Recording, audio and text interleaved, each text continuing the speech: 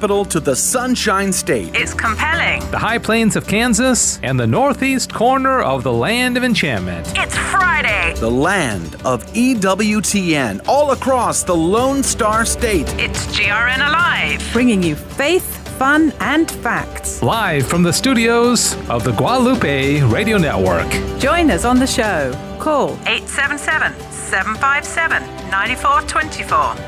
877-757-9424. Yes, indeed. Good morning. It is a great day to be alive, and this is GRN Alive program broadcasting across the Guadalupe Radio Network. September 11th, 2020, Friday, 23rd week in ordinary time, and it is pleasantly fall-like where I am. We had a little blast of cool air that came into North Texas yesterday, and for the first time after a pretty blistering summer, it felt kind of like fall, and I just love that feeling. It's so exciting that the seasons are changing, and wasn't that pretty cool? That was awesome. I was freezing. It was cold. I threw on a hoodie because it felt great. And it was cold. It was freezing. No, I'm like I didn't wear shorts to work, but I'm kind of like, wear the shorts until it gets to be about 40 degrees, wow. Yeah, I guess, a bit different body Are you from temperatures. California? Can't do that. Never lived in California. I lived in Hollywood for about 6 months. In but, college, all the California kids had shorts and until 30 degrees. Oh, yeah? Like Yeah. defying the weather. Does it get 30 degrees in California? No, I mean in college. Oh, the people so that they're, came here. Yeah, they're Okay, from yeah. California. I gotcha. All right. Well, welcome, everybody. You can see we got a lively crew here bringing in this Friday. Sissel Anderson is behind the board producing. Good morning, Sissel. How are you? Good morning. I'm doing well. And Diane Xavier, the silent one. Diane's here, and if she really wants to jump on, she can, but I think Diane kind of prefers to be behind the scenes. And go to our Facebook, our YouTube, our Twitter feeds. Diane does a fabulous job. She plans this for days and puts images up and all the different shots of all of us behind the scenes. We're doing the show here, so go to any of those platforms. The handle is at GRN Online. Of course, as I mentioned, September 11th, it's the 19th anniversary of the 9/11 September 11th attacks. 4 coordinated terrorist attacks by the Islamist terrorist group Al-Qaeda against the United States on this morning, 19 years ago. And I saw on Twitter this morning, Bishop Michael Burbidge of Arlington, Virginia, had a great statement. He said, "May we be united in prayer today for those who died in the attacks of 9/11, for the protection of our country, for the wisdom of our leaders, and for the safety of first responders, and for all those serving in the military. May God bless our nation and stand beside her and guide her." And so thank you, Bishop Burbidge, for that. And it kind of ties into the theme that we're talking about throughout the hour today is, do we have a common philosophy? Do we have a common morality? Because at least on that day, everybody in this country came together and said, that was wrong. I mean, that was a horrific thing for them to do. And I don't know any decent person that would have said otherwise. Right. I was in 6th grade when it happened, so I didn't understand the context of 9/11. But I remember, a decade after, just reading through and pouring through a lot of the Wikipedia pages and articles, just seeing how September 12th, the day after, was one of the greatest days to be an American. Yeah. I mean, everyone was so united. It was incredible to watch and to read about. Yeah, I want to talk about that in a second because we all remember, like you, Alex, you're a young guy. Sissel was really small, but let me hold on to that for a second. I do want to say it connects to this. Halfway through the show, we're going to talk to a wonderful Jesuit priest, Father Robert McTague, and he has wrote a book called Real Philosophy for Real People, Tools for Truthful Living, published by Ignatius Press. And in the preface, Dr. Malloy's holding it up for the camera. I thought you were holding it up for me. Just to kind of give you a tone of his book, in the preface, he says, the world we live in now is a mess, both intellectually and morally. There seems to be little on which we can all agree. And he talks about ethics in one of his chapters, the art and science of evaluating human behavior in terms of ought and ought not. And so some of the things in the stories, even in the news that Sissel will get to, we'll talk about, can a decent person support, this movie or this action or as we talk about things like abortion and all that. Before that, though, I just want to give a quick reminder. Next Tuesday begins the Fall Share-a-thon, talking about fall weather moving in, just in time for our Share-a-thon. So thank you, God, for that. Appreciate it. And I know this is North Texas. I think most people are probably getting a little bit of a cooling down, hopefully. So September 15th, next Tuesday, 7 a.m. Central, 8 o'clock Eastern Time, celebrating 20 years of Catholic radio on the Guadalupe Radio Network. So please, please, please make plans to call in and donate during that week, during 4 days. You got 48 hours to call in. Okay, so just please do that. 24/7. Well, 24/2. Well, actually, no, 12/4. There you go. Yeah, so That's 12 more hours. reasonable. Yeah. Okay. Well, So yeah, you Sissel's can- not going to be here at night taking calls. well, she hasn't been asked to, but I mean, I now that- definitely spend the night in the back room all the time. Here. Everybody's I got to just- take a break. It's all right. she's going to move in. But all right, so I won't confuse you by giving the Sherathon phone number, but I do want to give you the phone number because we're going to hit on some pretty big topics today, and we'd love to hear from you. Do we already have a call, Sissel? No. Okay. Oh, all right. That's something else. 877-757-9424. 877-757-9424. All right, so I got a couple of things about the 9/11 attack. First of all, as I mentioned, it did unite the country, and that was really great. And we're not united now, but everybody except for Sissel, because she was too young, remembers exactly where they were at that time. And you were at a pretty important time in your life, huh? Yeah, just beginning to teach at University of Dallas. Came back from class, and the administrative assistant looked at me and said, "You know what's happened?" Because I was all like laughing and joking. yeah. She said, "You know what's happened?" I said, "No." Yeah. Anyway, that was, and then she showed me the pictures. Yeah, as if starting off teaching at a new college or university It was intense. wasn't stressful enough. It was intense. Yeah, you talked about being in sixth grade, Alex. I had just started teaching my first teaching and only teaching position I've had at a actual brick and mortar school at Bishop Dunn Catholic School here in Dallas. You know, and you start in August, and you're 2-3 weeks into the school year, and all of a sudden this happens during first or second period. It was like 9 o'clock in the morning, as I recall. Yeah, it was 8:46, I think, Eastern time. But there's a really interesting Twitter account that I follow. It's Ari Fleischer, the former press secretary for George Bush. Every 9/11, he live tweets what he and the presidential, everybody with the president was doing at the exact moment. So all day today, you can go to his Twitter account and follow exactly what was going on from the president's perspective. It's a very fascinating read all day, and he shares pictures of artifacts that he saved, like flight plans and of Air Force One and different things that he saved for 20 years now, 19 years. It's a really fascinating read, and it's one that I follow every year. So yeah. And Sissel, you had an interesting perspective because Yes. when it happened, like I say, you're 3 years I was old, 3 but years later old. it impacted you. Yeah, so I was 3 years old, so I don't think I remember the events happening live, but I do remember very early on, it was next year or the year after that they replayed some footage from that day, and I remember seeing the plane hitting the building, and it really scared me, and it actually kind of caused my fear of flying very early on, because my parents said, when I was 5 or 6 years old, were like, you're going to go on a special trip with your dad. You're going to get to go on an airplane for the first time, and I burst into tears and said I didn't want to go, because in my opinion, after seeing that one clip, that happened every day, planes crash into buildings. And so it's interesting because I don't remember where I was that day, but I'm living the generation that has never known anything different, never known not going through airport security and things like that. Yeah. We've always done it. So It used to be people, waiting for somebody to come off a plane could be at the gate. right. Nowadays, you can only get to the gate if you have a ticket, right? Yeah. Those are the old days. I was telling Sissel about the day when I was a kid, and this is a different topic. You didn't have to wear seatbelts. I flew out of the car one time. What? No, seriously, as a 2-year-old, I flew out of our car. They used to just stuff people in the back of like those Volkswagen Bugs. Yeah, interesting times. That's what my mom did. It's just stuff all the 8 kids of us in the back of a VW bug. bug?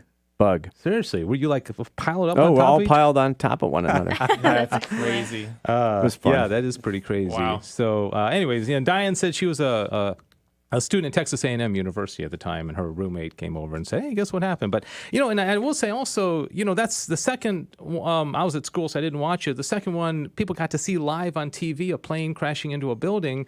And I think back, like even in 1963, where people were watching live as Jack Ruby got shot. I'm sorry, Lee Harvey Oswald got shot by Jack Ruby live on television. Nowadays, we kind of take it for granted. Most of us watched, unfortunately, all the riots live, and you're seeing all these live streams. You get to see a lot of stuff you don't really want to see live.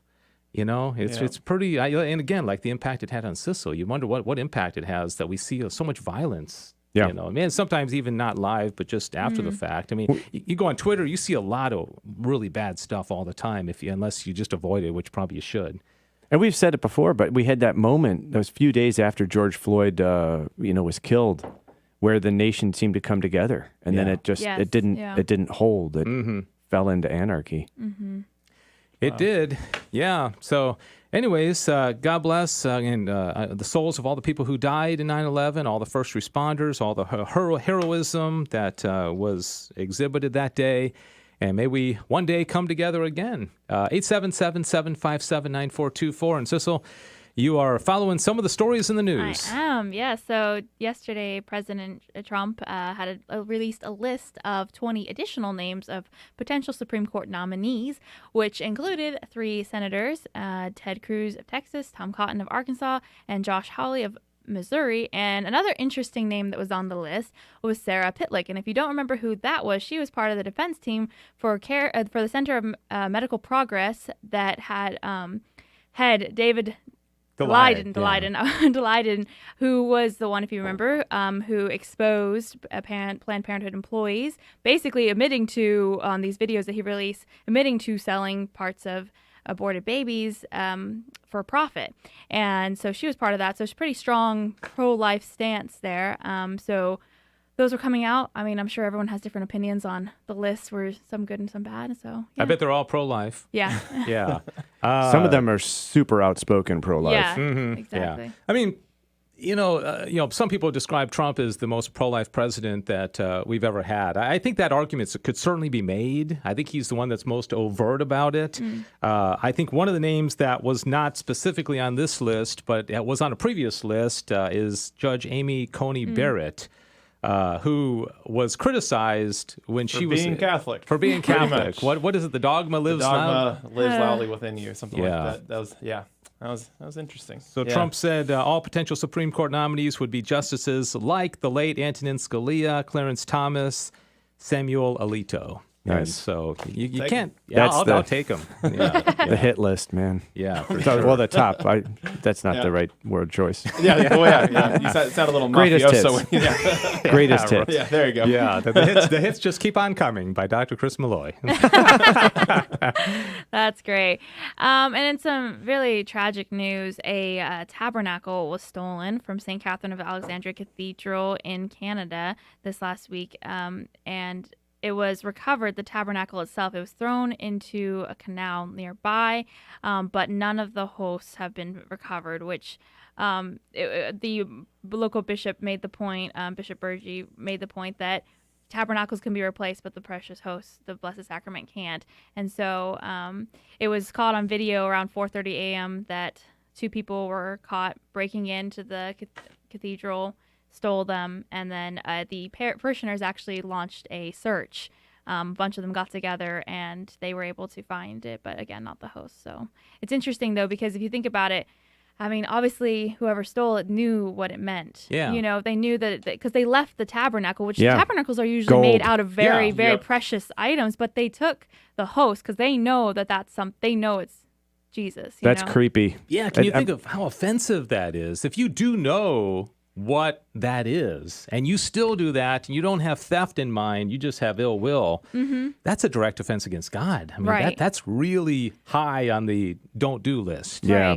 Right. But it puts it interesting. Deliberate sacrilege. Yeah, it's just an interesting perspective because, a lot of people have a hard time with that, the belief that it's the true presence, but that just shows that even these people did, even though they abuse that belief. Yeah. But if there's any silver lining, and there's not much, it's the fact that you get a reminder of the preciousness of the sacrament. There was a quote from a spokesman from the parish said, there was no blessed sacrament recovered, and our hopeful presumption is that the consecrated hosts dissolved naturally in the water where the tabernacle was found. Right. So it does give everybody, like we're doing right now, an opportunity to talk about the real presence, because unfortunately, even most Catholics don't believe in it. Right? Yep. Yeah.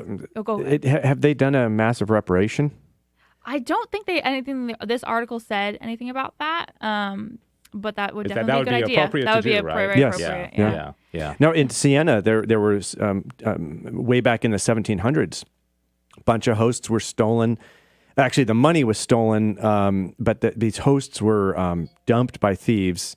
I think the gold was taken. They were dumped in this, in the donation basket. They all got dusty, and so the bishop did a massive reparation. But they found the hosts, and they've miraculously not They've disintegrated. kept, right? Yeah. Interesting. My family's gone to see that in Siena. It's fantastic. Beautiful. Yeah. Yeah, and so I think all people of goodwill, again, kind of carrying on with the theme, would agree you don't do this. I mean, even if you're not a Christian, Right. even if you're an atheist, you know, if this happened at a Jewish synagogue or a Muslim mosque, I would say, no, you don't do that. You don't go in and destroy the No, property, right? So, absolutely. again, is there anything that we can all agree on? And I think the third story is another example of we should all agree we on should, this one. Yeah. In theory, yes. So there's been quite the outcry about a movie that was released called Cuties that originally premiered at Sundance Film Festival, where I was actually this year. I did attend, and I saw they had little snippets in the previews, and I saw it, and I was like, that doesn't look so great. And I read the synopsis, and I was like, I don't know about that, but I never knew how bad it was.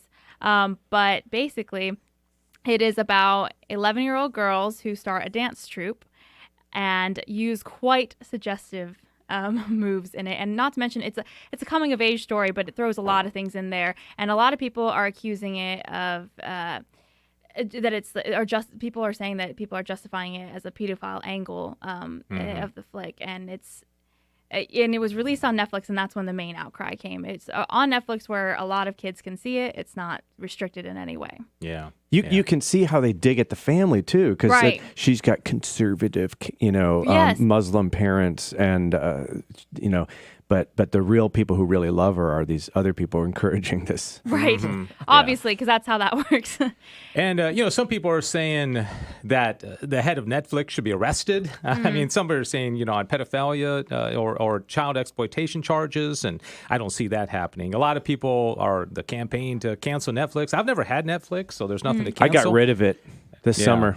Yeah, Done with them. Yeah, and I don't know if enough people do that. I just don't. I don't know. I think probably as many people are going to say, "Oh, wow, really? That sounds interesting," and they're going to join. So I don't know if the boycotts help, but like I said, I don't have it in the first place. So yeah, there's a petition going around right now that has, I think, about 160,000 signatures to get it removed, at least. And interestingly, I was reading through some of the signatures and the reasons why people were canceling it, and it was a lot of Muslim people very offended at the way that their religion was portrayed.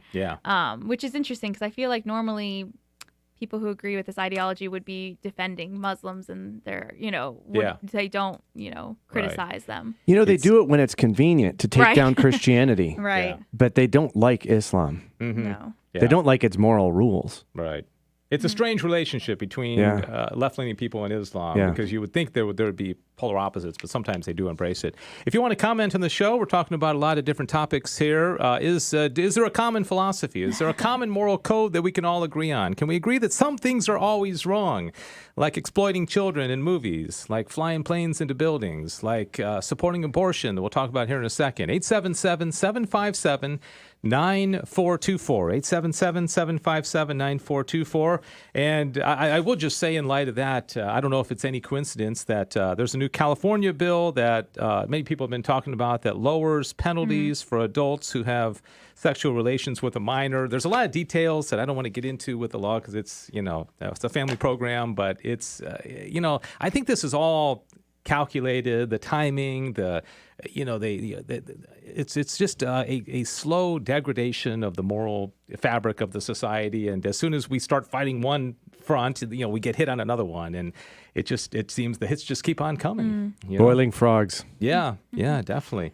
It's just so tragic, because I don't know, any little girl that sees that, it's such a terrible representation of how they should learn to respect themselves and others. And so, you just worry about that. I know we've been kind of going down this downhill for a while. There's been a lot of films that have been released, and it seems that kids are growing up a lot faster than they should these days. But Yeah. I tell you, for parents, it's heartbreaking to know that you have to broach some topics much younger than otherwise, but you have to beat the other people to the punch. Yeah. That's You so wanted to crazy hear to from think you about. first, right? Yeah. Yeah.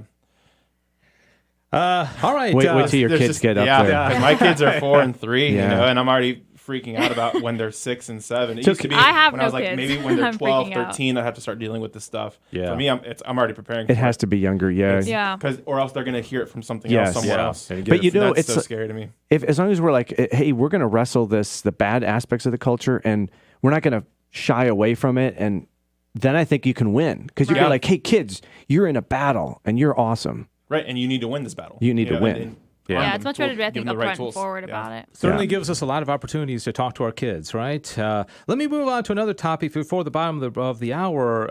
Last week, we talked about the Father James Altman, very, very viral video that went out, and it was called "You Cannot Be a Catholic and Be a Democrat, period." And that has been viewed over 500,000 times. It went viral. And this week, since our last show, there's been a response from a couple of bishops at least. And I'll just give you a couple of quotes, in case you're not familiar with it. Father Altman, of course, it was called "You Cannot Be Catholic and Be a Democrat, period." He said, among other things, the problem in the world today, as it was in Noah's day, and as it was in Abraham, Lot, and Sodom and Gomorrah's day, and as it was, and Jesus warned us it would be, is that there are way too many people who don't know the first thing about Almighty God, Father, Son, and Holy Spirit. The video cuts to photos of House Speaker Nancy Pelosi and former Vice President Joe Biden, and a photo of an abortion rally.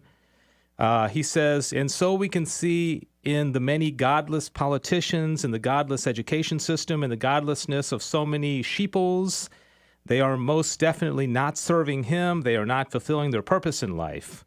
And then one more quote. He said, there will be 60 million aborted babies standing at the gates of heaven, barring your Democrat entrance.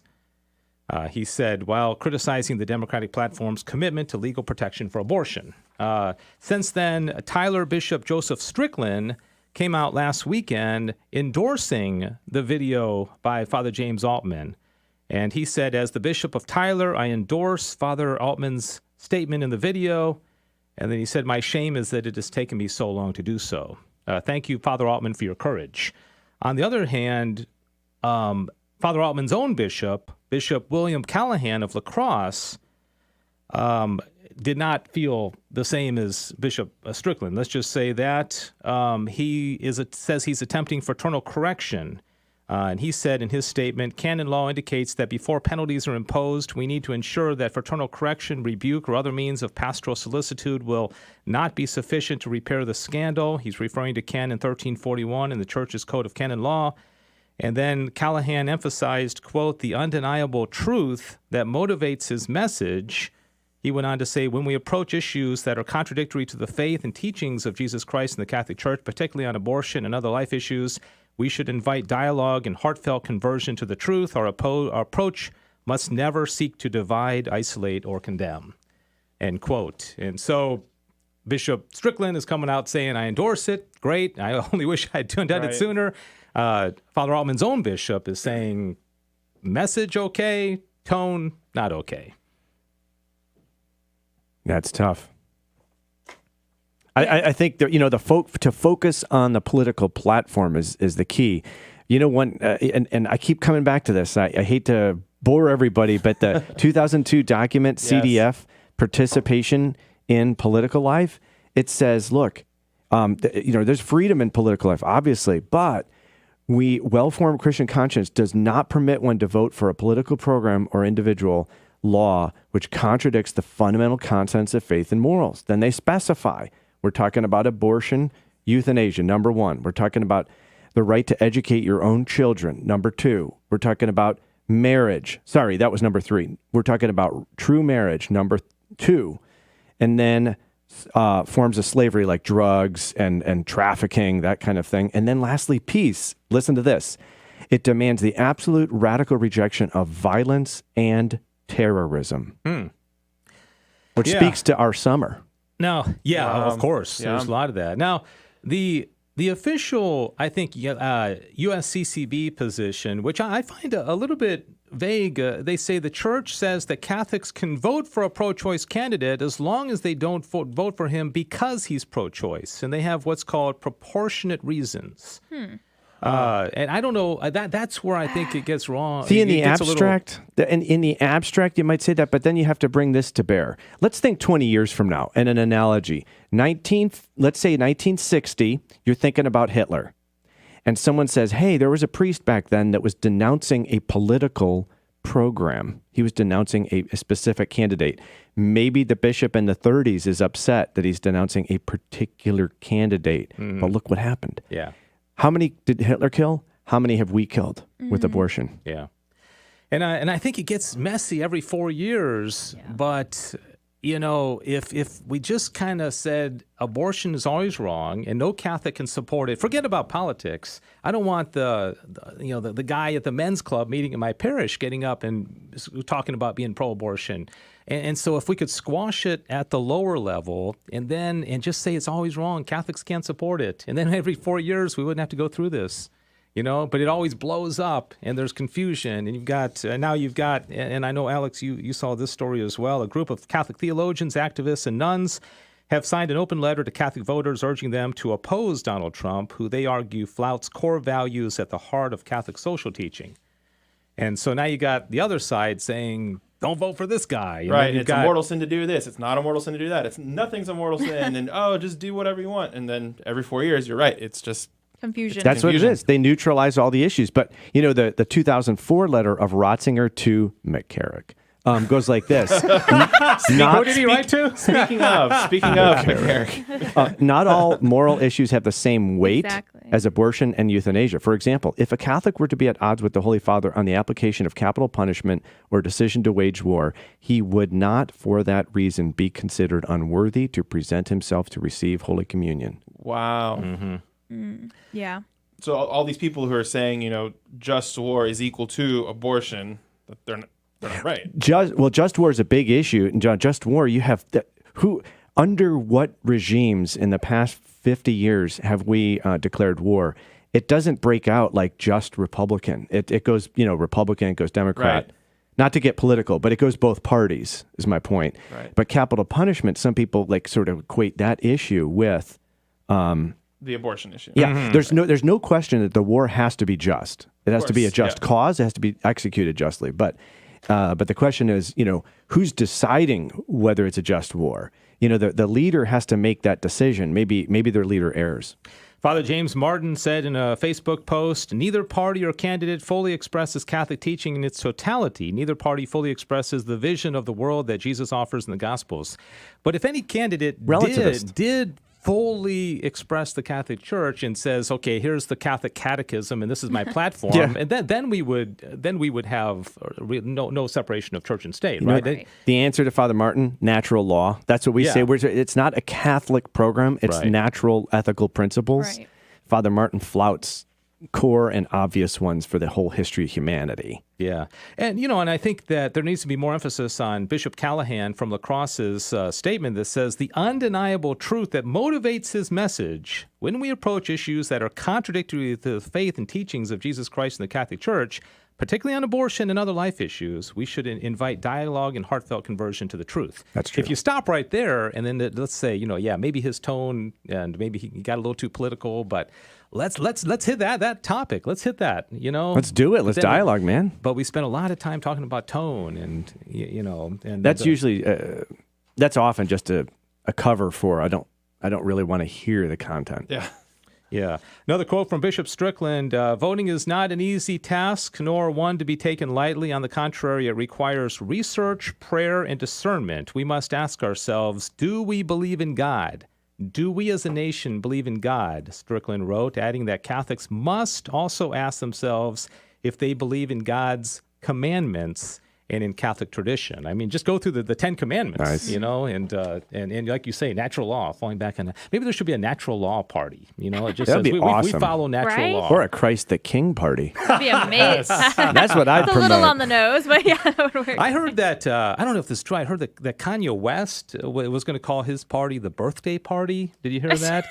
No, seriously, because he's... Every day's a celebration. That's things like that. hilarious. Well, Birth. That's what he said. he is pro-life. Birth. And I think he's Yeah. tying it Nice. into it. And I was like, well, that kind of has a ring to it. Kind of That's nice and such a goofy. Kanye West Yeah. thing, though. That's Who great. doesn't like a Kanye, birthday very on party, brand for right? him. It'll get a headline for a day. All right, so Also, we're gonna real quick, speaking of Kanye, did you see his massive TV screen in his compound in Wyoming? It's like No. 100 feet by 100 feet. Oh, he was really? watching some sport on it, and it's like he's tiny, and it's zoomed out. And Are it's they this massive TV screen. It was very Kanye. You could and social distance in Yeah. that. Yeah, is it right. bigger than like a movie theater It was like screen? in an airplane. It was pretty much the size of a movie screen, maybe bigger. But it was like Oh in my an airplane goodness. hangar. It was ridiculous and really cool at the same time. All right. So one of the things as we go to break here in a moment, what as a culture do we all agree on? You know, I mean, what's you shouldn't fly planes into buildings, Yeah, of course. that's bad, Yeah, right? that's bad. I mean, but even, you know, setting buildings on fire, you know, we've had cases of people disrupting people eating their meals. Antifa and BLM are doing that, and not everybody condemns that. I mean, can we just come to some conclusion that there are some principles that are always, I mean, some actions are always bad. Right? Well, Is violence always evil? I don't know that Define- they're you all have to agreeing define on it. violence. Exactly. I mean, a guy comes Yeah. into your house with a gun and you beat him up. I don't think You that's have to violence. define violence by what is against nature. So Yeah. you need a nature. Yeah. wow. Well, that's what we're going to We talk don't have about. a nature.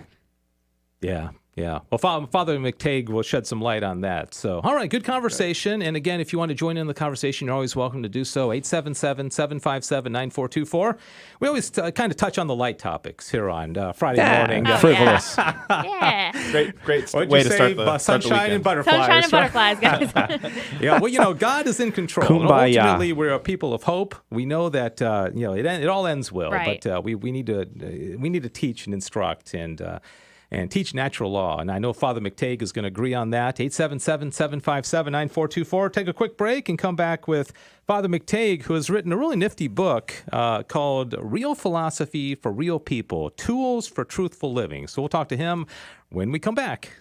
Solidarity HealthShare is rebuilding Catholic healthcare in America. We conform to the moral guidelines of the Catholic Church, so you never have to worry about your healthcare dollars paying for anything that violates your conscience. From conception to natural death, we strive to serve all healthcare needs, protect human life, celebrate families, and promote the dignity of all people. Join Solidarity HealthShare in restoring and rebuilding authentic Catholic healthcare by signing up at solidarityhealthshare.org, a sponsor of the Guadalupe Radio Network. Is the Lord calling you to be a missionary? Hi, Joe McLean here, and the Guadalupe Radio Network is calling for Rosary missionaries to join with the GRN in praying for very special intentions. Would you be one of them?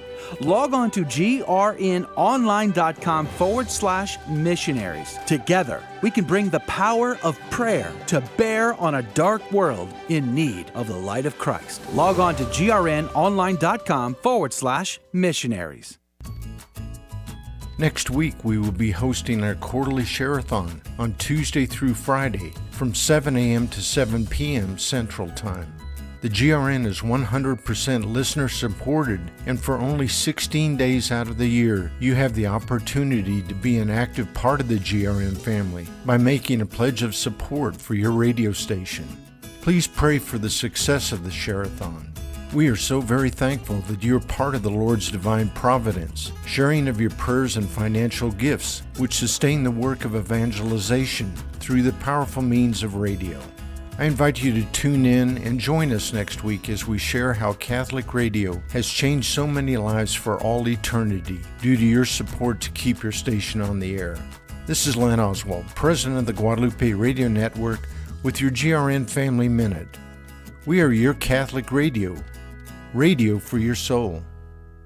33 minutes after the hour now. Thanks for joining us. This is the Friday morning edition of GRN Alive, broadcasting across the Guadalupe Radio Network. And just an FYI, Joe McClain is on a trip with his family. He's going up to Wyoming. And so Monday morning, we are going to be back on, joining Tim Mott in the Houston studio for the Monday GRN Alive. Joe doesn't know this, but I'm actually going to Wyoming. Oh, is that right? Okay. You going to go check on him or well, what? If someone's going to Wyoming, I'm going to be on the back of the car. Well, I think he's already there. So man. I think that train has already left the station. That's a bummer. Anyways, we appreciate your calls, your comments. Diane said we've gotten some comments on social media. We do stay on afterwards and have a little after show, a little less formal, and kind of discuss the topics that we have talked about during the hour on the radio program. 877-757-9424. Happy to bring on the program now Father Robert McTague, a member of the Maryland province of the Society of Jesus, the Jesuits. He's lectured worldwide on philosophy and theology. He's a member of the National Ethics Committee of the Catholic Medical Association, and he's the host and producer of the radio show The Catholic Current that airs on a wonderful Catholic radio network based out of Buffalo, New York, called The Station of the Cross. And Father McTague has written a book called Real Philosophy for Real People, Tools for Truthful Living. Good morning, Father McTague. How are you? Hello, good morning. Glad to be of service to you today. Yeah, Father, I don't know if you remember, I have worked on some of the appeals there with the Station of the Cross with Jerry and Debbie and the crew up there, and so I've been on the air with you up in the Station of the Cross. So, anyway. Oh yes, happy memories. Thank you for promoting the good work of the Station of the Cross. Oh, certainly, and thanks. And by the way, Dr. Chris Malloy, who's good morning, from Father. University of Dallas Hello, teacher, and also Alex Trevino is here. Good morning, Father. Good morning. Good to be working with faithful Catholics today. I want to just read a couple of quotes from the preface and also the first line of the first chapter, and then just ask you about why you felt compelled and inspired to write this particular book. You said, "The world we live in now is a mess, both intellectually and morally. There seems to be little on which we can all agree." First line of chapter 1 says, "We have a problem. We are surrounded by people who do not understand what they are doing or why they do what they do." So maybe that answers the question of why you wrote the book. But why did you find this? What inspired you to write this one?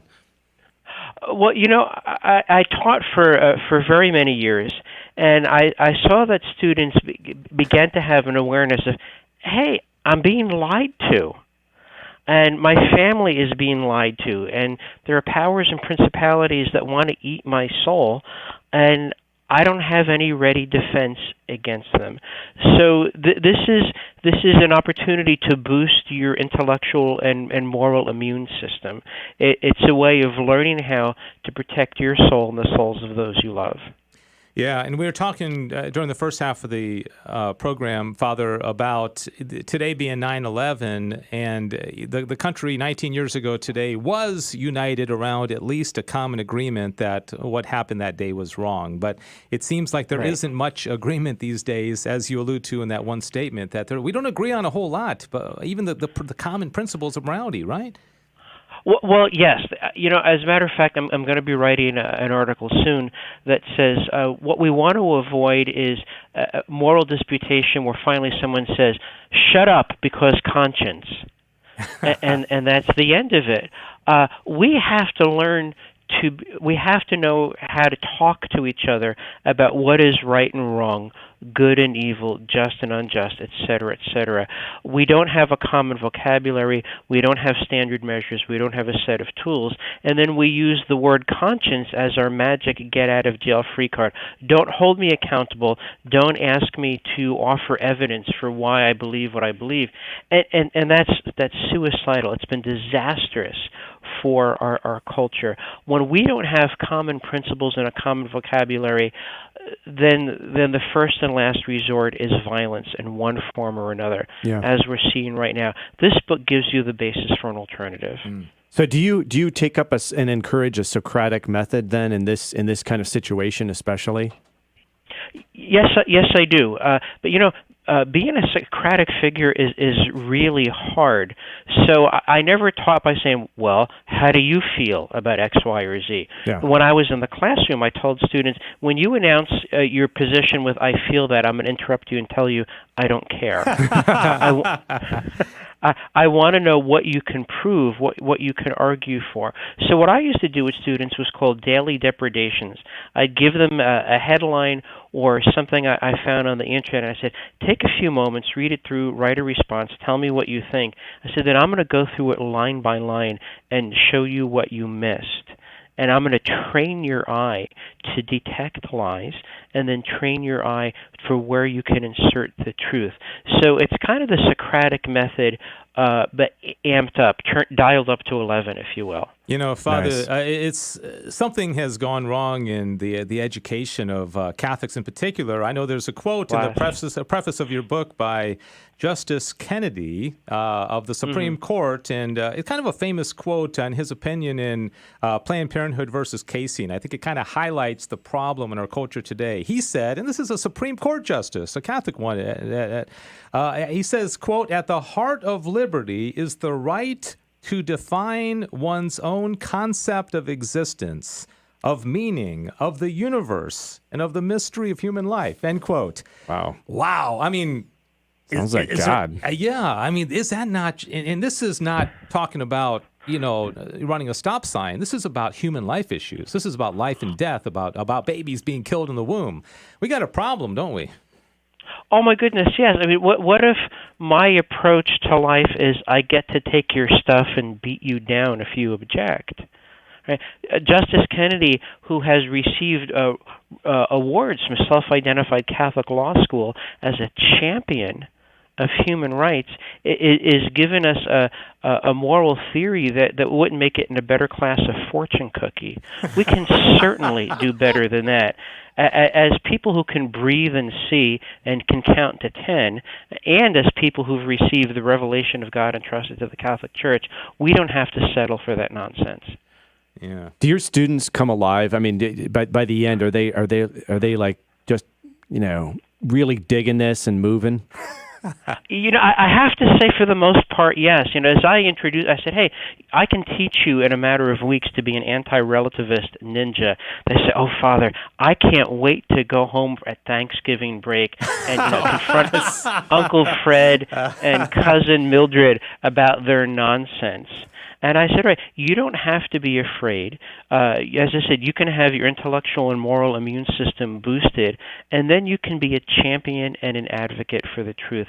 So my book, Real Philosophy for Real People, is really, it's a course in philosophical self-defense.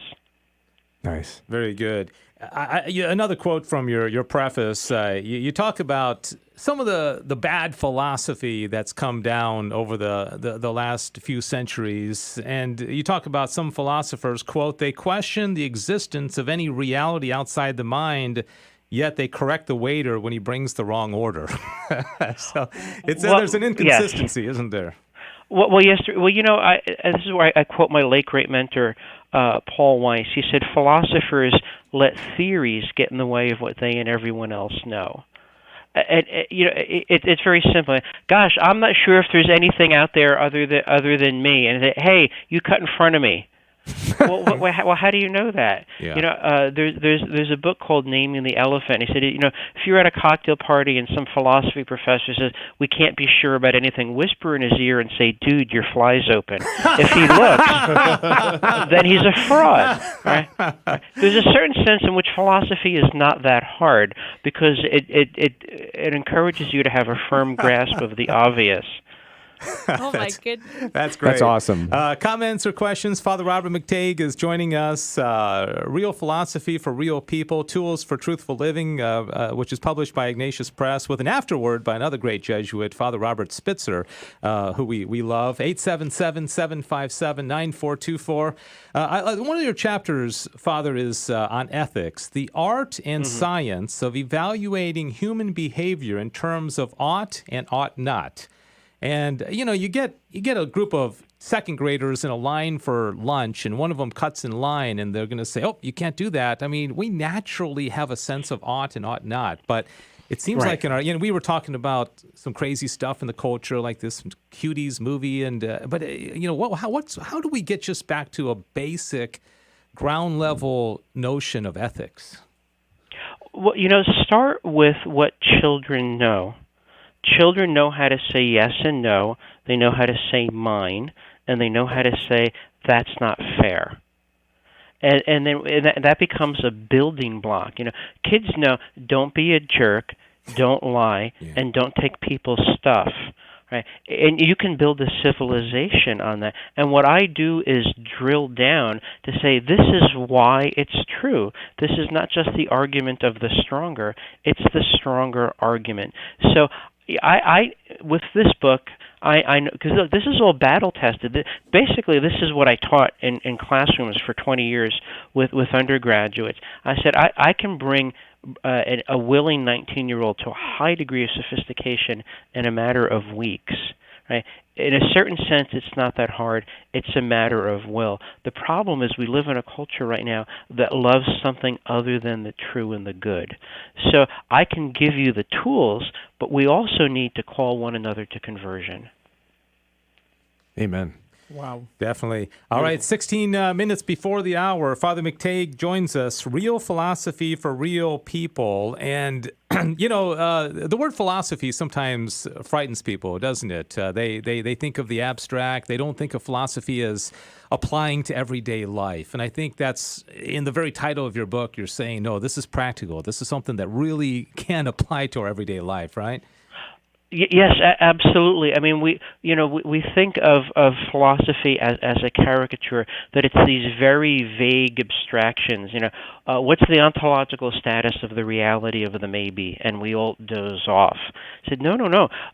Philosophy is always at work, whether we like it or not, or whether we know it or not. Philosophy is ultimately about claims about the true and the good, about what is a person, what may we do to persons, and who is God.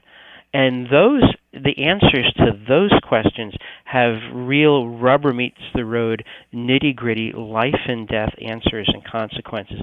It's something we cannot afford to get wrong. We've been getting it wrong for a very long time. This book can help you to not get it wrong. Yeah, we talked at length before you came on about the issue of abortion. It's amazing to me to think that we can't come to a consensus. Abortion's wrong at every single stage of the gestation period. But now we're talking about killing babies a week before they're born, or in some cases leaving them to die afterwards. And this is a real stain in our country. And so let's just talk about that issue in particular. How do we turn this one around, where we're still debating this, whether to kill babies in the womb? Science is very clear. This is the baby. What's your thoughts on that, Father? It's actually really very simple. We're only as safe as the most vulnerable member of our society. And if we can rationalize the death of any one innocent person, then we can rationalize the death of everyone and anyone. It's really very, very clear. It's not hard. It's not mysterious. We get all weepy about defending the voiceless and the vulnerable, et cetera, but then we fall silent about life in the womb. That's absolute nonsense. Right? A person is a human being from the moment of conception. Any being of human origin is a full person. You're never a person with. You're never a potential person. You're a person with potential. And whenever we countenance the death of an innocent human person, we're putting a gun to the head of every individual and to every human community. And we have to name that for what it is. This isn't very hard. Yeah, that's for sure. 877-757-9424, 877-757-9424. I love how you talk about humility and docility and open-mindedness. Speak about that, because a lot of times we think that we just got to kind of cram our opinions down everybody's throat and overpower them, and but you're talking about these virtues that sometimes maybe even meekness, or what about humility? What role does that play in philosophy? Humility is rooted in telling the truth. If Tiger Woods says, I'm a really lousy golfer, he's not humble, he's just a bad liar. We have to start by telling the truth about ourselves and about God. We're called by God for the true, the beautiful, and the good, and to live a life in time so that we can be ready to live with Him for eternity. and we messed that up, and God saved us and offered us a plan B. Right? So that's humility rooted in the truth. My mentor, Paul Weiss, taught me a good philosopher is as ready to be corrected as he is to be correct. And so he would make his best case and say, if I'm right, here's where I'm right. If I'm wrong, here's where I'm wrong. At least let us make an effort that's worthy of a refutation. And it is a false humility to say, as some people have done in prominent venues in recent weeks, abortion is above my pay grade. Shame on them. They know better. Yeah. You know, Father, it's really great to hear about this book and everything, but how do we get young people, the youth, teenagers, interested in philosophy and interested in having these conversations? And a lot of them, you know, like we said earlier, they think of philosophy and they think, oh, it's a big word that I don't really know how to define. How do we get them interested in having these conversations with even older people? Well, they say, hey, do you like being lied to? Well, no. Do you know that you're lied to all the time? Really? Yeah. Here's some examples. Would you like to learn how to protect yourself against that? Yeah. Tell me more. Look, yes, we want to win arguments, but above all, we want to win souls. And honestly, you've got to appeal to self-interest. You're being lied to. There are people and powers and principalities that want to hurt you and those you love. And this book and what's in it can boost your moral and intellectual immune system. Let me help you out with that. Yeah, and I think, Alex, you know this. Father, I teach a class for high school kids, the entire Summa Theologia. And Dr. Malloy asked you earlier about do they dig it? I think he said, and these kids really, first of all, they can get the Summa, they can get Thomistic philosophy, they really can. In fact, I believe you can teach basic principles of Thomistic philosophy to very young children. I mean, some of it's absolutely yes. And I want to ask you about other resources because you mentioned your intent is to put together a set of philosophical tools to help one know what one should know. Let me go first to the phone and talk to Linda, who has a question for Father Robert McTague. The book is called Real Philosophy for Real People. Linda, thanks for calling. What's your question or comment for Father Robert McTague? Yes. On your book on the Real Philosophy for Real People, I have a son-in-law that's in college right now, and of course he has all these he's very liberal right now because of all the things that his professors have fed him. What do you recommend for him, or an approach for him to get him to maybe read on this book? Well, again, just say, hey, do you ever think that you're being lied to? Do you ever think that do you believe that everyone you meet has your best interest at heart? Well, no, of course not. Would you like to figure out in advance how and why people are lying to you? Do you want to have not only a lie detector and a truth detector, do you want to have a lie refuter and a truth promoter? They said, if you're interested in that, and every human being is, then I've got the book for you. Rather than saying, hey, you're wrong about everything and I'm scared for you, read this. That just triggers defensiveness. You have to appeal to a kind of enlightened self-interest. Yeah. Yeah. Okay. Well, thank you so much. He's he's a big history buff, and of course, I don't know the history that they're teaching right now, and America is horrible to him, because of what their teachings are, of course, of our past, and so that's why I was very interested in your book. Yeah. Well, I think that this book will be helpful, and you can present it in a very non-threatening and very engaging way. Yeah. Okay. Linda, thanks for the call. Appreciate you calling in. We got a few more minutes with Father McTague, 877-757-9424. And, Father, it almost seems like the formation should happen before they go to college. I think a really well-formed 18-year-old heading off to college should be bulletproof against, like we had a guy in studio a month ago or so who said he was in a class at a university in Texas, And it wasn't even a philosophy class, and the teacher asked him to read the Communist Manifesto. Do you remember that? It's like it wasn't even related to the subject matter. But anyways, we got to get them young, and I think that's what we've been kind of hitting at. Yes. Look, parents are meant to be the first and best teachers of their children. You know, the family is meant to be the domestic church. The family is meant to be the first school of love. You know, the late great John Senior said, you know, people who say, "Hey, let's have a great books program and turn these barbarians into civilized people," he said, "No, it's too late by then." Mm-hmm. He said, "If you don't have your moral imagination formed by the time you're 18, then great books program is just going to make you a well-read, skeptical dilettante." Now, yes, this book can help do search and rescue, absolutely. But if you've got a very bright junior or senior in high school, then this is the book they need before you let them go out the door. Yeah, and also, you know, the mom and dad can read it and then take some of these principles and talk to their, 13, 14-year-old before they even get into high school. But anyways, absolutely. Yeah, we're just about out of time. Father Robert McTague is our guest, and the book is called Real Philosophy for Real People, Tools for Truthful Living. I love it. Afterward with Father Robert Spitzer. Is he a friend of yours? I know a fellow Jesuit. My goodness, yes. We were in doctoral studies together when I was a layman. We had the same mentor. We wrote our dissertations under Paul Weiss, and Father Spitzer helped me to find my vocation as a Jesuit.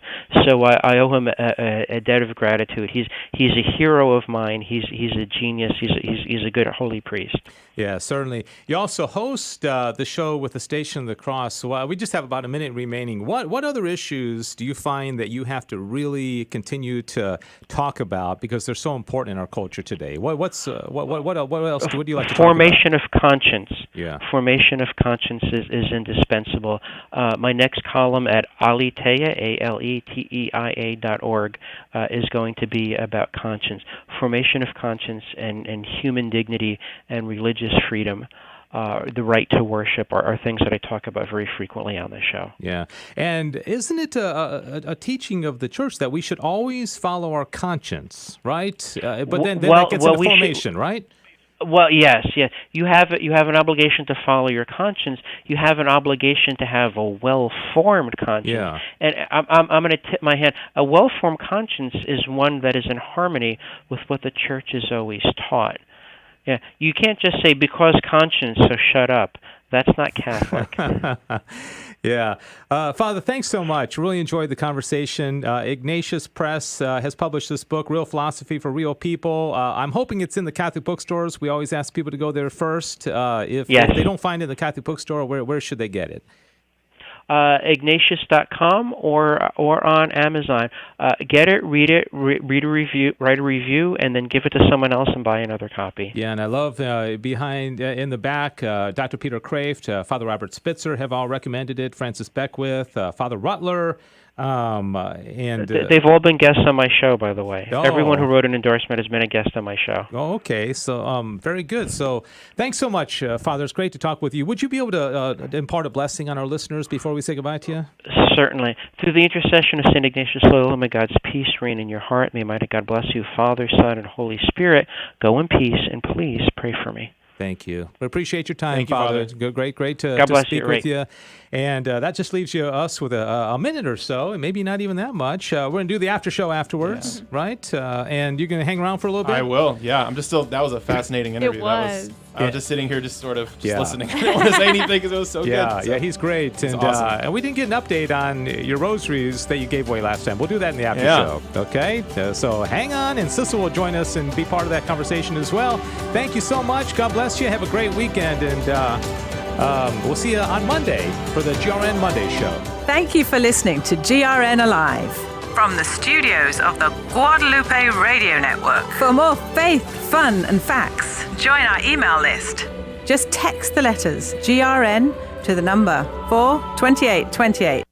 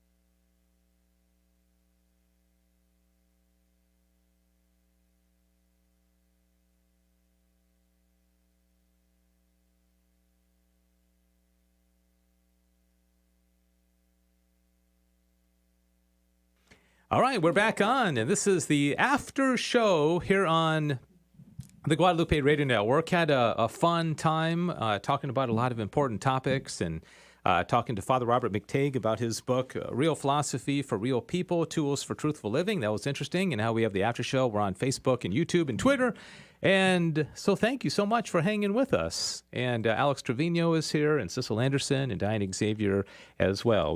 We didn't get to announce any of the comments or questions, but did we get a few during the program? We did. We had a couple people commenting. Joan commented about, praying for the precious body and hoping that nothing bad happened to it that was stolen. And also she said it was good possibilities for Supreme Court, which we mentioned at the beginning of the show, that Trump had released a list of possibilities for the Supreme Court justices. And then Jesus made a lot of comments about wanting his generation to see the end of abortion and that we just need one more conservative judge and that the church needs to make a bold statement that abortion is flat out evil, non-negotiable. Yeah. So. And that's kind of what I was getting at, is that can't we just put this one to rest and just say it's wrong, it's wrong, it's wrong, it's wrong, and not wait every 4 years and say, well, there's proportionate measures and, all right. this talk that people don't understand. And some priests are saying, oh, you can vote for this person, you know. Let's just say, I don't care if you're the, like I said, the speaker at the women's club or the Catholic dog catcher, you can't publicly ever support abortion, and then just end of story. And then we won't have to keep arguing about it every 4 years. Yeah, that would be great. That's my statement. Okay, if I become Pope. Okay. All right. Have a few steps there, Dave. I think you need to take if that was going to happen. Do you have to be ordained to be a pope? I don't think so.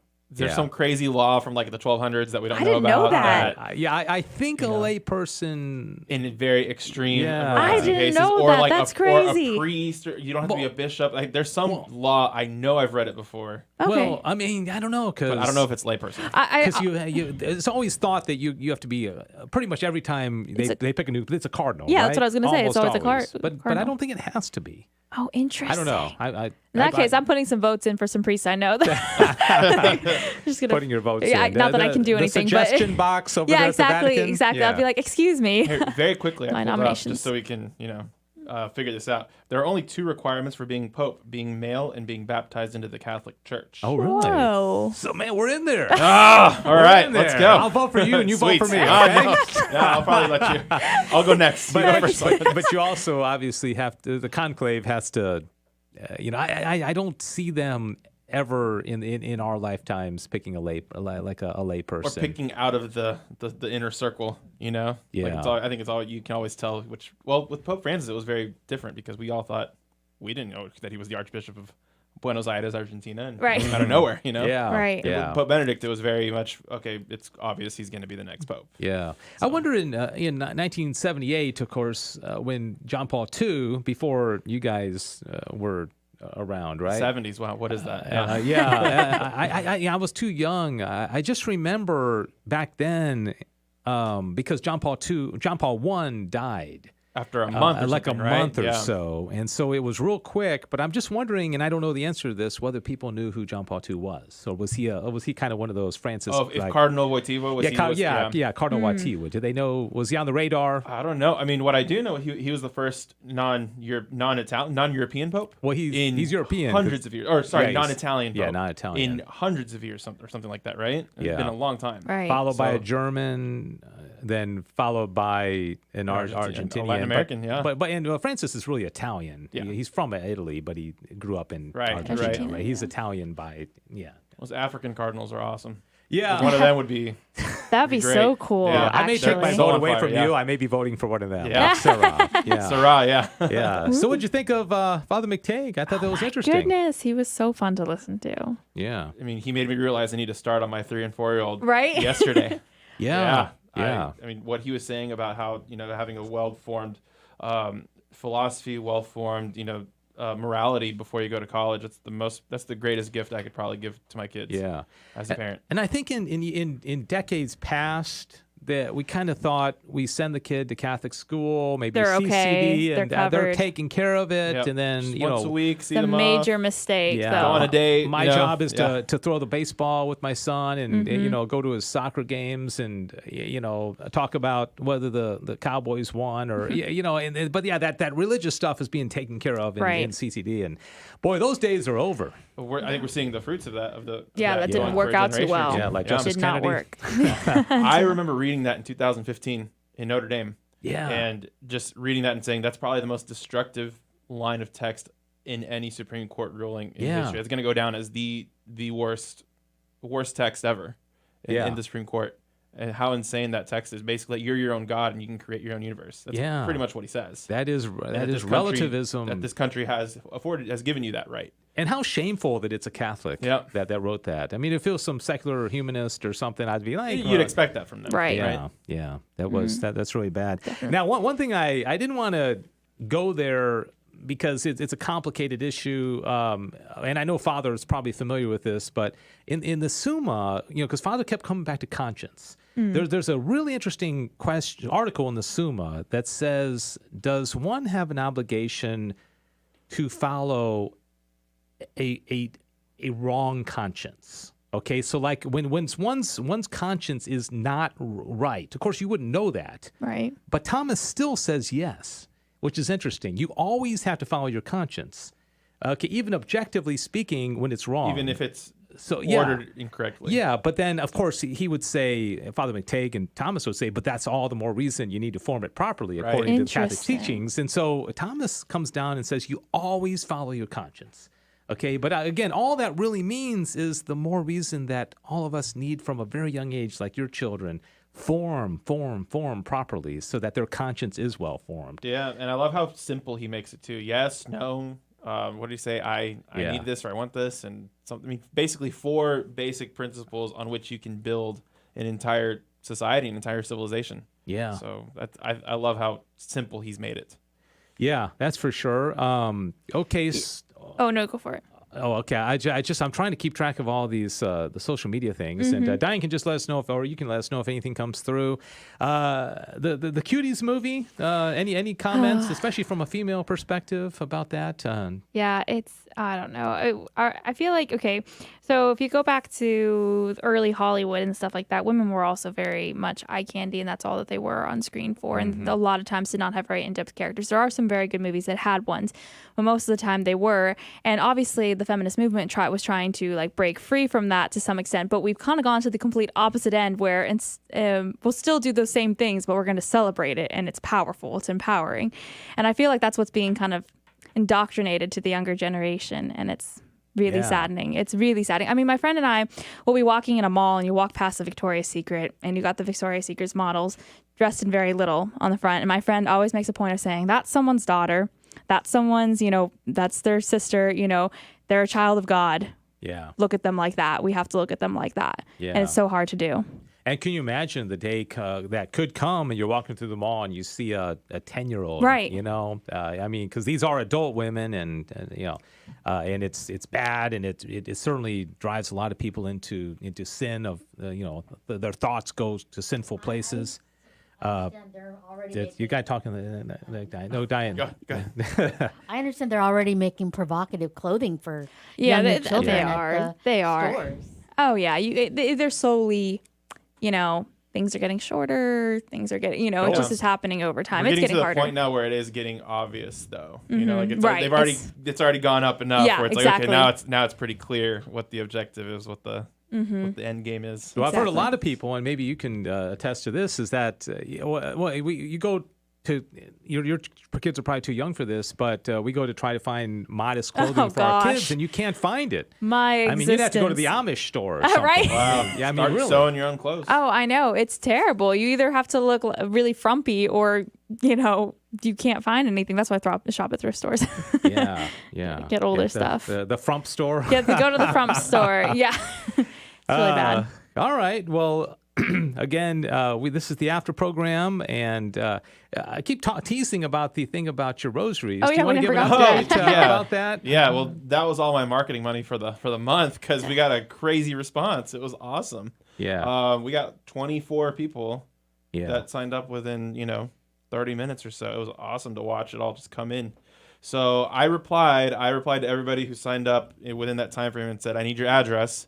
And so I'm getting addresses coming in. So. Yeah, there's a lot of work on the tail end. I've learned that when you give stuff away, it's a lot of fun, but you got to... Fun for those 5 minutes. I made it super simple. I have a spreadsheet, and I have my rosary dealer. So she's doing all I shared the file You meet her with like in the back alley. Yeah, exactly. Here's your list. Here you go. Yeah, that should be a thing, I feel like, But no, I have an Excel sheet with her, and every time an address comes in, I just stop what I'm doing, put it up there, and then she's dealing with it. Now So you know it's awesome. why when you said that you could give away rosaries, I said, are you going to be responsible for the one sending them out? When you said yes, I was like, yeah, let's do it. Let's go. Let's but do it's it. nice now because now I'll have some extra ones, and so whenever I want to do another giveaway, it's very simple. I can just What was have the them. Let's final go. number again? What was it? 24. Nice. Might have been more. Well, I only counted it. I said if you sign up that day. I think I got some stragglers coming in on Saturday and Sunday, but you're not eligible. I'm sorry. And, it's funny because... But it's great. I'm so happy. It's awesome. I'm glad you're happy with the response. And to me, that actually seems kind of low because, we hit a potential listening audience of like 20 million people. Mm-hmm. I mean, if everybody that we could... You could have been in a lot of trouble. With the stream, it's the whole world. I mean, somebody in Africa. I remember listening to our station in Austria. Oh, I've gotten comments on Facebook sometimes from people all over the world. And so when you didn't put a limit on it and you said you just got to do it today, I was like, oh, wow. Yeah, so next time I will do 3, 5, 1. But no, I was happy to do it, and it's great to see. And it's great to see people coming in from like Maryland, Alabama, Louisiana, a bunch of Texas. All over the country. That's awesome. I thought that was awesome. Yeah. Just seeing people all over the country just kind of emailing me and with their addresses and saying, I'm here. It's so great. Yeah. All right, we covered a lot of ground on the show today. We did. The Trump's picks for Supreme Court, or at least the list of possible ones, the horrible sacrilege of that tabernacle. What was that in Canada, right? It was in Canada, yes. Yeah, gosh. The cathedral. Well, why would somebody do that and not even steal it? I mean, I can at least see if the value of stealing the tabernacle. You want to steal it. It's gold. It's got a lot of money. I mean, that's really bad and sinful. But and you're just praying it's not like some satanic group or something. But usually they promote that. Usually they kind of like own up to that because they want to. But but they haven't. I do find it interesting that. And I know I'm a trained usher, and we've been trained to watch people because sometimes people will try to, steal consecrated hosts. Another good reason for reception on the tongue, by the way, so you never have in your hand. But anyway, that's a whole other issue. But I do believe that those horrific, black masses that every now and then pop up, I think that they do try or require to have a consecrated host for that, right? So even they believe that this is really Jesus. And from what I've read, too, is that they, because they're influenced negatively, they can sense some of them can sense when they have a consecrated host in front of them. They can feel, and from their perspective, they can feel the goodness coming out of it. And they know, that's something I don't want to get close to. And they hate the goodness. And they hate it. Right. Yep. Yeah. Oh, man. Yeah. And that's why the three greatest sins, not great as in good, greatest as in worse sins, are hatred of God, lack of belief, and despair, because they're directly contrary to the three theological virtues of faith, hope, and charity. And I mean, if you hate God enough to want to desecrate him, and that's you're in a really bad place, right? But in some ways, in some weird, twisted way, I almost wonder, are they closer than the apathetic person? Because if you're at least they know that. At least they have some sort of emotions towards it, as opposed to not. As somebody that's just like, whatever, what's on TV tonight? I mean, I just don't even care. No, I mean, that's why you're right. It brought up a good point, though, to talk about the real presence and be reminded of it, because I think it's really easy sometimes to go to Mass weekly, even daily sometimes, and just kind of forget, not fully be focused in on it. I was going through RCIA and actually part of our high school choir at my parish before I was fully Catholic.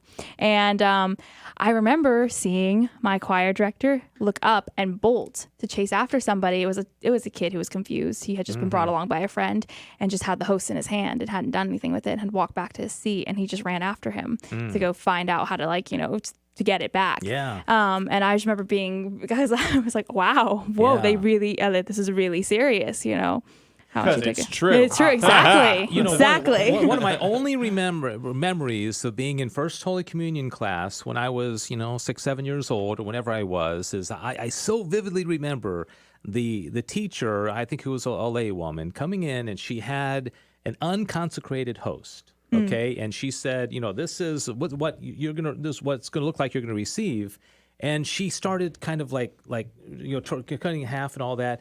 But her point was, this is this is a piece of bread, and the point was, this is not consecrated. This is only a piece of bread, which is true. And she wasn't being vulgar with it. She's just kind of saying, I can turn this in half, and I can do that. There's nothing really particularly special about this at this point because it's just really a piece of bread. It's not consecrated, and I do remember that, and I don't think that's necessarily a bad thing because. Until it's consecrated, it's going to be, that particular one wasn't, but Right. it is just a piece of bread until the consecration, right? Yep. But I do remember that.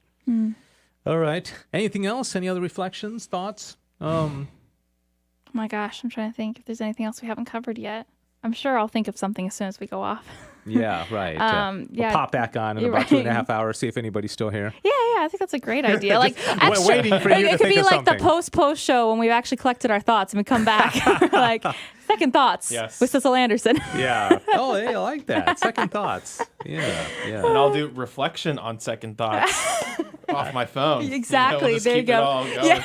Like Inception, just keep opening up doors. GRN Alive never actually ends. And one thing I learned Always about alive, yeah. one thing I learned about Alex is that last week he put a notice out and saying, "Hey, I'm on the Friday team of GRN Alive and all that," and you got a lot of responses, and everybody's like, "You go, Alex, and go and New chapter in life, and Yeah. don't forget I still do film and video. So Congratulations hire me on for that full-time gig." Yeah. That's great. That's great. Well, now I don't feel as popular.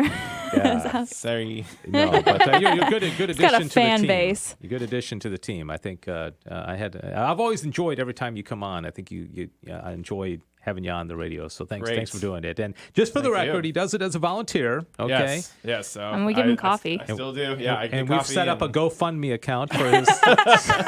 Oh my gosh. That's excellent. Yeah. Oh, you're not paying for the coffee? Oh. There's a little jar back Is there a there. jar back there? There's Oh, a chip. man. Yeah, there's a jar. I feel awkward. Well, this is my last show. So thank you so much for this opportunity.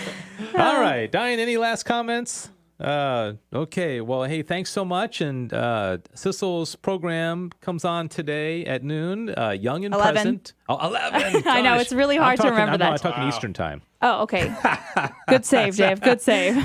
12 o'clock Eastern, Yes. 9 o'clock Pacific. Okay, yeah, you didn't let me finish. I was doing all the Sorry, different time I'm so zones. sorry. Yeah. 11 o'clock Central Time, yes. A little highlight. I know it's already been recorded, Yeah, right? definitely. So we got to talk to Sister Maria Angelica from the University of Dallas, who's one of the professors there.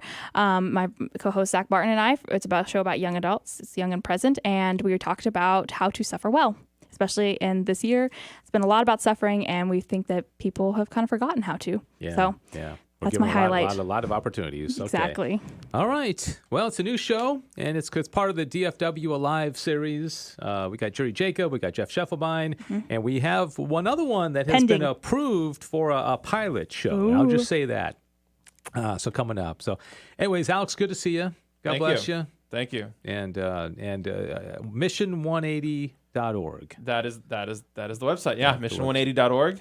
Okay. 76 videos up right now. So Ooh, very close. getting close to 180. Yeah, that awesome. 77th one is just like, come on, Yeah, release it's me. hard. It's actually 77 is my first. I'm on it. It's the first of 4 that I do on Our Lady of Guadalupe. Okay. Ooh. So I had 2 about the history, 1 about the Tilma, 1 about the legacy. So I just kind of take you through the journey of Our Lady of Guadalupe in a more detailed way. All right. Yeah. And you saw some, obviously, all the 25 people that got the rosaries. They're starting to watch are videos. now starting to watch it. And I got so some feedback where people said, I love the videos. They're awesome. Keep them coming. So that's great. That's great. That's Yeah. great. So cool. All right. Well, thanks. Have a great week, and we'll see you guys on Monday for the GRN Alive Monday show while Joe McLean is on vacay. And so we'll see you in a few days. Have a great weekend. God bless you. He's in the snow. Crazy. Yeah, I have him on Facebook, so I've been seeing his road diaries. The camera's so high, and Dr. Malloy's a little taller than me. I'm like not right in the frame. Maybe we can adjust it when you. Yeah.